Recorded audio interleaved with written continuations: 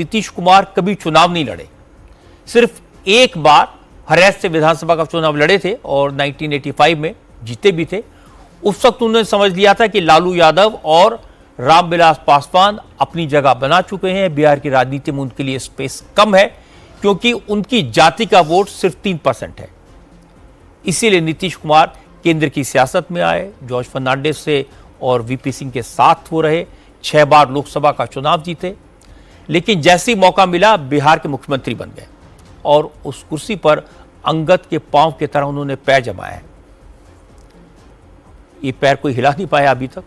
उम्र 74 साल की है, लेकिन कैंपेन के दौरान जो सौरभ आप बात कह रहे थे, नीतीश कुमार ने जो मेहनत की उनसे उनके विरोधी भी हैरान हैं। एक बड़े नेता आरजेडी के मुझसे पूछ रहे थे कि सर ये बता दीजिए कि कौन सी संजीवनी बूटी ने खिलाई है। इलेक्शन से पहले ये कुछ और थे, अब ये कुछ और बनकर उभरे हैं। तो नीतीश कुमार को जो टायर्ड और रिटायर्ड बता रहे थे वो अब समझ गए हैं और भतीजों को समझ आ गया कि ये चचा में कितना दम है और कौन सा टॉनिक उन्होंने पिया है, उसकी तलाश वो कर रहे हैं। तो नीतीश कुमार वाकई में इस चुनाव में जो 3 महीने पहले उनकी इमेज थी और आज जो उनकी इमेज है, ये बहुत बड़ा फैक्टर है। और मैं खुद आश्चर्यचकित हूं कि इस लेवल पर वो उतर के उन्होंने चुनाव कैंपेन किया है। अभी कल परसों से सड़कों पर उतर के वो घूम रहे थे। तो ऐसा नहीं है कि कोई उन्हें चला रहा है, ऐसा नहीं है कि किसने उनकी में चाबी भर दी है जो पहले दिखाया जा रहा था। तो ये बहुत बड़ा चेंज नीतीश कुमार का है। इंडिया टीवी ने जबरदस्त तैयारी की है और इस वक्त पूरे बिहार में हमारे संवाददाताओं की बड़ी टीम ग्राउंड जीरो पर मौजूद है। पटना में जेडीयू दफ्तर से कुमार राजेश हमारे साथ है, तेजस्वी के घर से शोएब रजा हमारे साथ लाइव जुड़े हुए हैं और नीतीश चंद्रा इस वक्त पटना में बीजेपी दफ्तर से हमारे साथ लाइव जुड़े हुए हैं। तो पहले आप यही बता दें कि डबल इंजन की सरकार की तैयारी क्या है, क्योंकि अब तो आज नतीजे का दिन है। क्या एक्सपेक्टेशन है, क्या होप है उनकी?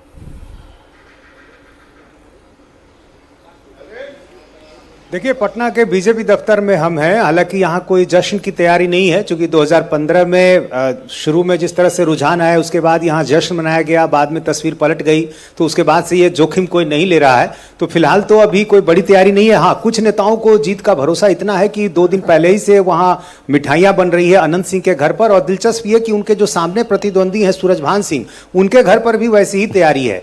अब ये आज पता चलेगा कि किसकी मिठाई जो है वो ऐसे ही रखी रह जाती है, किसी एक के साथ तो ये होना तय है। और जहां तक एनडीए नेताओं की बात है, पूरी तरह आश्वस्त हैं ये सब लोग कि जो जीत है वो तय है। और क्योंकि देखिए, सबसे जो बड़ा फार्मूला है बिहार चुनाव को समझने का, जो लंबे समय से दिख भी रहा है 2005 के बाद से, कि बिहार में 3 बड़ी राजनीतिक ताकतें हैं, लालू, नीतीश और बीजेपी। इनमें से 2 जब भी कोई एक साथ रहता है तो नतीजा उसके पक्ष में आता है। और पिछले चुनाव में 2020 में आपको तेजस्वी यदि बहुत करीब दिखे थे तो उसकी वजह चिराग पासवान और उपेंद्र कुशवाहा थे। इससे पहले आप 2015 में चले जाएं तो नीतीश लालू एक साथ आ गए थे, इस वजह से ऐसा हुआ। और उसके पहले 2010 का नतीजा सबको मालूम है कि क्या हुआ था।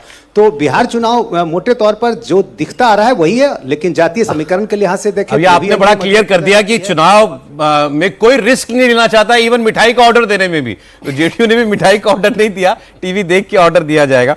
और मैं आपसे ये कह सकता हूं, मैंने आज हमने रजत जी से लिबर्टी ली है कि आज हमारे साथ थोड़ा ज्यादा वक्त दें व्यूअर्स के लिए, आप सबके लिए टीवी पर, और हमारे मन की जितने सवाल है उनका जवाब भी दे सकें। सर, नीतीश कुमार की बात आपने बताई, तेजस्वी यादव क्या इस चुनाव में अपनी वजह से, जंगल राज के टैग की वजह से, राहुल गांधी की वजह से, जहां जा सकते थे, जिस स्तर पर कैंपेन कर सकते थे वैसा नहीं कर पाए, जो चुनाव लग रहा था उनके इर्द गिर्द वो नीतीश पर चला गया?